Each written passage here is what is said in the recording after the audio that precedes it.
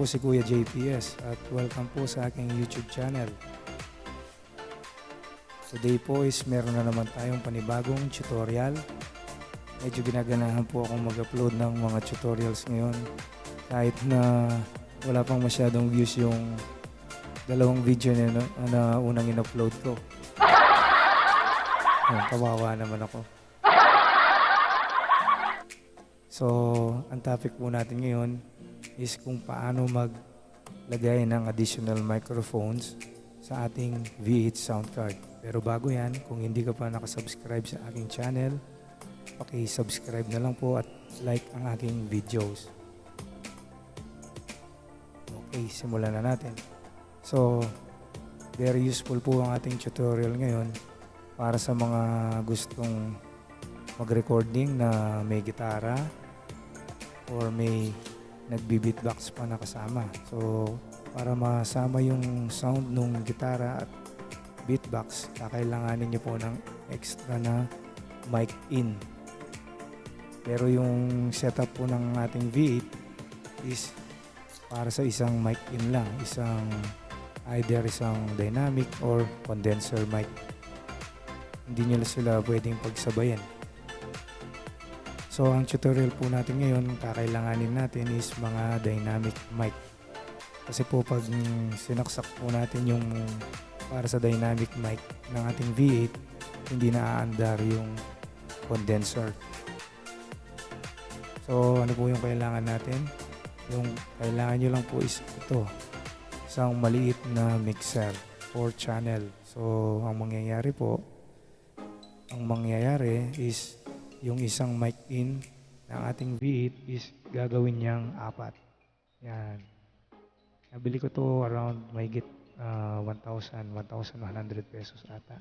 Pero meron ng murang binibenta sa Shopee ngayon. Ito po siya. Yan. 756 pesos lang. Ibang tatak lang, pero parehas lang. Parehas lang sila.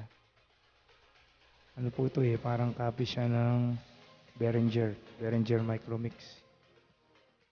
So, kung 4 na channel lang yung extra mic yung kailangan nyo, bilhin nyo na lang ito. Yan. 756 pesos lang. Siguro nasa 60 o 70 pesos lang yung shipping. So, mura lang. Ngayon, kung gusto nyo naman na 8 mics, yan. Ito naman yung bibilhin nyo. Yan, may get 1,000 pesos lang. So, yung tutorial po natin yun, gagamitin natin is 4 channel lang. Either of the two, parehas lang po yung procedure kung paano nyo isi-set up. So, ang kailangan natin is isang microphone cable na dulo-dulo niya is parehas na pang microphone. So, isasaksak po nyo yung isang side sa dynamic microphone in. Yan, dito sa medyo malaki. Pag sinaksak ko po is mawawala po yung aking microphone at saka medyo maingay ng konti. Pagpasensyahan nyo na lang.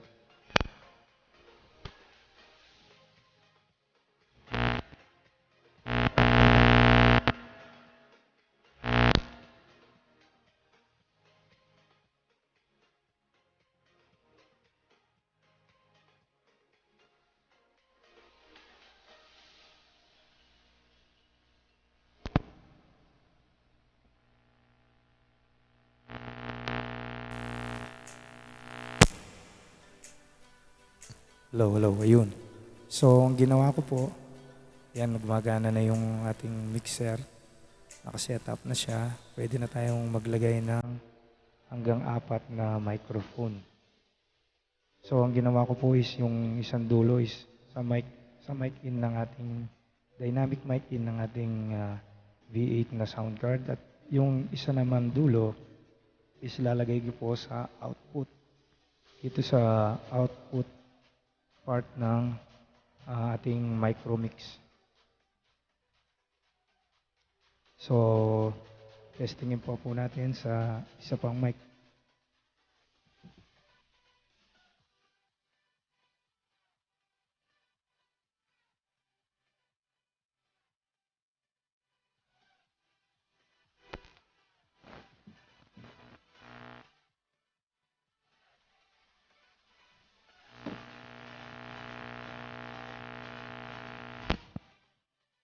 Hello, hello, ayun. Bali po, dalawang mic na po yung ating na nakalagay sa ating setup. Hello, hello. Hello, hello. Yan. So, magagamit niyo po ito kung nag-acoustic kayo or kung dalawa kayong kumakanta. Pwede po. Tapos po yung levels po natin, yung volume level ng ating micromix. Kailangan po is hanggang 2 o'clock position lang. Kasi po pag sumobra na po yung volume dito, is nagiging basag na yung sound. Dali, alisin ko lang po yung yan. Pag medyo sumobra na po yung volume dito, is nagiging basag na yung sound. Yung bass lang po natin is sa gitna. Yan, kung medyo mahina yung boses nyo, is lalakasan nyo lang yung volume hanggang 2 o'clock position. Ayan, ayan, hello, hello, hello, hello, hello, hello, hello, hello, ayun. Pag sumobra na po yung ating volume, is nagiging basag na. Tapos po, yung konting disadvantage lang po nito is kung medyo matakaw kayo sa echo, yung echo natin is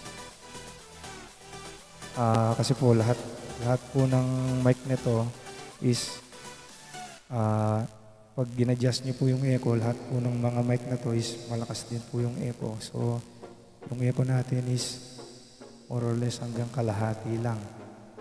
Yan, kasi magkaka-echo lahat po, pati yung mga instruments na nakakonect dito. So, yun lang po. Sana po may konting natutunan kayo. Tsaka sana pakishare na lang po yung aking video. Pakishare na lang po yung aking video at pakisubscribe na lang po.